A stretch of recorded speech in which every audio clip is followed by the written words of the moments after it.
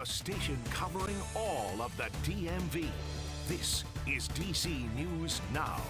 Thanks for joining us for this Tuesday on DC News Now at 4. I'm Annalisa Gale. Mark Hall will join us in our later shows this evening. Our top story this afternoon continues to be that developing situation unfolding in Israel and Palestine. At least 1,600 people have died as a result of the conflict.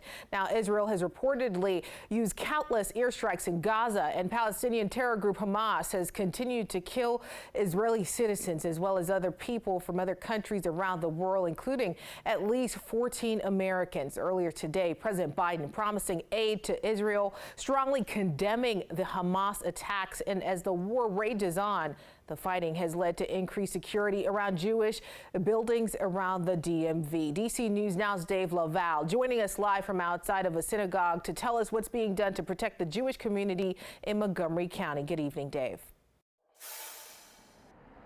Good afternoon, Annalisa. About 10% of Montgomery County's population is Jewish. Police are now stationed here and at other buildings or Jewish buildings around the area. We got mixed reaction to that from people we spoke to earlier today, including one person who knows firsthand what it's like to fight for Israel. It's ridiculous. It should not happen here in America. Rabbi Yaakov Ben-Amu does not like what he sees around Montgomery County. County police have increased their presence at the Charles Smith Jewish Day School and other Jewish buildings because of the war between Israel and Hamas. I tell the people they have nothing to worry about. God bless America. It is a great place. We are secured here. B'nai Israel is another place where police have stepped up patrols. I think it's great and I think it's necessary. Why is that? Because there's a threat. There could be a threat. I will be happy to take off my suit and put the Israeli uniforms, go back to war. Rabbi Ben-Amu is a veteran of the 1982 war between Israel and Lebanon. Now that the country finds itself in another battle, Ben-Amu, who spent 14 years in Israel, knows what should happen next. You have to go after the terrorists, after Iran and all their branches of terrorism, and annihilate them. Make this world a better place to live for all of us. As for those who have called for an end to the fighting, with our enemies should not be no compromise whatsoever.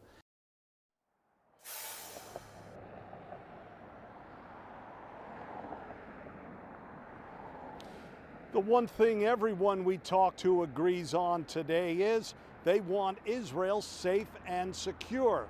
Montgomery County Police are doing their part to protect local Jews and the buildings in which they use.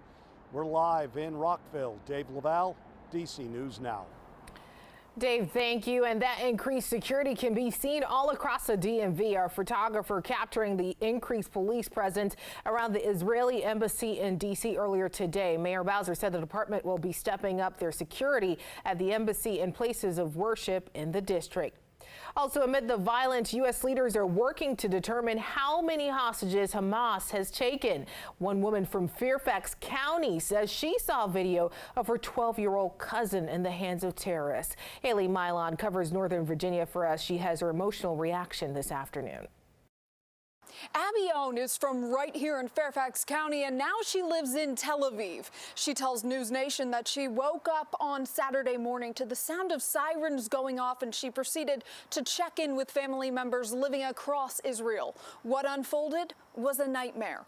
And we thought that it was the regular, run-of-the-mill war. We had family in the center, in the north, and the south, and so we all started speaking on WhatsApp. And we quickly understood that our family in Nir Oz, which is a kibbutz really, really close to Gaza, had been infiltrated by Hamas. And we were getting text messages that they were in the house and that they could hear gunfire and that they were scared for their lives. Owen shares these WhatsApp messages, but her cousin stopped responding after a few hours. But we do know that Hamas burned and slaughtered many, many people in the kibbutz. And this video, she says, shows her 12-year-old cousin Erez in the hands of Hamas militants. Own believes 5 of her family members are being held by the terrorist organization. Now, as Hamas threatens to execute hostages if Israeli airstrikes on the Gaza Strip continue, Own is calling for diplomatic pressure in response. Look, this is our 9/11. This is the never coming back from moment in Israel. As she fears for her loved ones' lives, she shares this message. Family, I want them to know that we love them and we're doing anything we can to get them safely returned. And to the kidnappers and to anyone else who can't understand this, I want them to think of their own family and think what that would be if they were in the hands of terrorists. And she says that being a mother of young children herself makes this all the more terrifying. From our Northern Virginia Bureau in Fairfax County, I'm Haley Milon, DC News Now. Haley, thank you, and we'll continue to track the latest on the conflict in the Middle East on our website right now, dcnewsnow.com. All right, switching gears and turning outside, this is a live look at Roslyn. Looking beautiful out there. We have the sun. Meteorologist David Matson is joining us now with the latest on what we can expect for the rest of the evening. Yeah, and Elisa, that sun is doing all the work here this afternoon, really giving us a nice warm Tuesday as we head on now toward the evening time. And again, yeah, we saw more of that sunshine this afternoon as compared to yesterday. But that clear sky as we go into the nights will have the opposite effect as temperatures are expected to drop quite a bit, enough so that we have frost advisories covering the central Shenandoah Valley back up into the Allegheny Front in western Maryland and West Virginia, Woodstock, Kaiser, Cumberland, all under this frost advisory that is in effect for early tomorrow morning, when we're most likely to see temperatures down into the mid-30s and that patchy frost could develop. Cover up those plants outdoors or bring them inside if you can. Now, currently, no worries at all. Look at these very nice temperatures for the late afternoon. 70 in Manassas and Fredericksburg, 72 Culpeper, and we have mid to upper 60s elsewhere across the DMV. So yes, it turned out to be quite a fantastic day for sure, given the fact that the satellite and radar picture again has been very quiet. Just a few passing clouds on occasion throughout the rest of the day here. And we'll see that same trend with less cloud cover likely as we go into the night. And there you see those temperatures tumbling down to the mid-50s by the time we reach the 11 o'clock hour. Now, a chilly night is ahead, but each afternoon are we going to continue to see this warming trend? We'll have a full look at your forecast coming up in just a bit.